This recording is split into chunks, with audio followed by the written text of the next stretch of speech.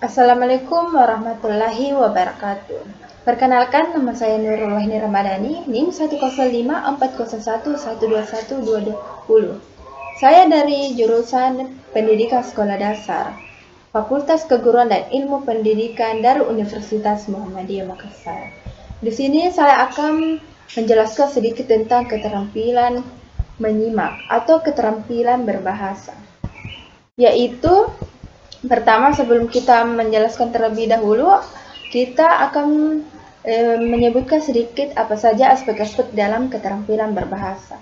Yang pertama yaitu keterampilan menyimak atau mendengarkan, kedua yaitu keterampilan menulis, ketiga yaitu keterampilan berbicara, dan keempat yaitu keterampilan membaca. Kemudian di sini saya akan menjelaskan pengertian dari keterampilan menyimak, yaitu menyimak adalah suatu proses yang melisan dengan sungguh-sungguh, penuh perhatian, pemahaman, serta interpretasi untuk pesan serta memahami yang disampaikan secara non-verbal.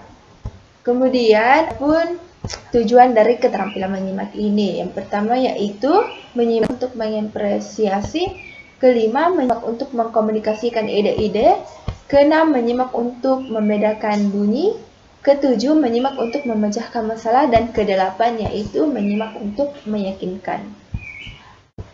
Kemudian adapun jenis-jenis keterampilan menyimak.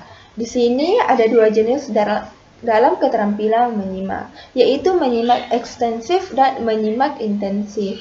Menyimak ekstensif atau extensive listening adalah kegiatan menyimak mengenai hal-hal yang lebih umum dan lebih bebas terhadap suatu ujaran. Tidak perlu dibawa bimbingan langsung oleh guru. Pada umumnya, menyimak ekstensif dapat dipergunakan untuk dua tujuan yang berbeda. Kemudian yaitu menyimak intensif. Menyimak intensif adalah menyimak yang dilakukan untuk memahami makna yang dikehendaki. Beberapa hal yang perlu diketahui dalam menyimak intensif, yaitu diantaranya dasarnya menyimak pemahaman. Menyimak intensif memerlukan tingkat konsentrasi pemikiran dan perasaan yang tinggi. Menyimak intensif pada dasarnya memahami bahasa formal ya, dan menyimak intensif memerlukan produksi yang sangat yang bagus yang disimak. Kemudian yaitu adapun proses dalam menyimak. Pertama yaitu tahap mendengarkan, kemudian yaitu tahap memahami, dan ketiga yaitu tahap menginterpretasi, keempat yaitu tahap mengevaluasi, dan yang kelima yaitu tahap menanggapi. Kemudian adapun tahap-tahap dalam menyimak, yaitu pertama yaitu isolasi. Isolasi atau pemisahan atau memisahkan. Yang dimaksud pada tahap ini ialah sang penyimak harus mencatat aspek-aspek kata lisan yang disimak dan mampu memisahkan atau mengisolasikan bunyi-bunyi, ide-ide, fakta-fakta, organisasi-organisasi khusus yang dilontarkan oleh pembicara itu sendiri. Contohnya, ketika seseorang menyimak sebuah berita di televisi, sang penyimak mencatat hal-hal yang dianggap penting dan membedakan setiap bunyi atau suara yang dilontarkan oleh pembicara itu.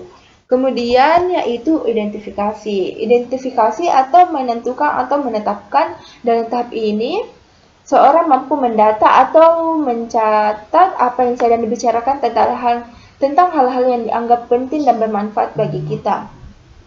Dan ketiga yaitu integrasi. Integrasi atau penyatuan atau menyatukan. Pada tahap ini kita harus bisa menyelesaikan atau menyatu padukan sesuatu yang kita dapatkan sekarang dengan informasi lain telah memiliki yang telah tersimpan dan terekam pada otak kita sebelumnya.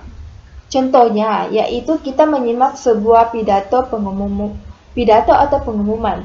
Kita biasanya akan melakukan penyimakan dengan baik. Akan tetapi pengumuman tersebut masih membutuhkan penjelasan yang dapat menggambarkan lebih jelasnya lagi. Nah di situ kita akan mampu gambarkan di situ kita akan mampu menyatukan atau membandingkan antara informasi yang kita dapat pada yang pertama dan yang dapat di kemudian.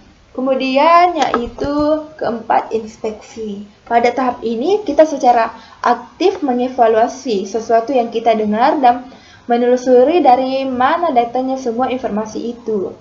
Dalam kegiatan penyimakan ini, Juga kita bisa memberikan kesan atau pendapat kita agar kita dapat memproses evaluasi bisa terkesan dengan lebih baik dan tidak dengan secara setengah-setengah.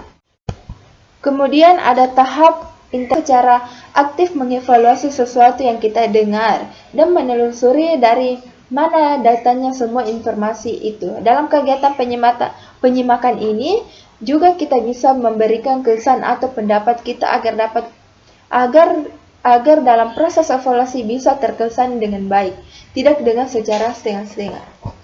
Sekian dari penyampaian saya. Assalamualaikum warahmatullahi wabarakatuh. Terima kasih.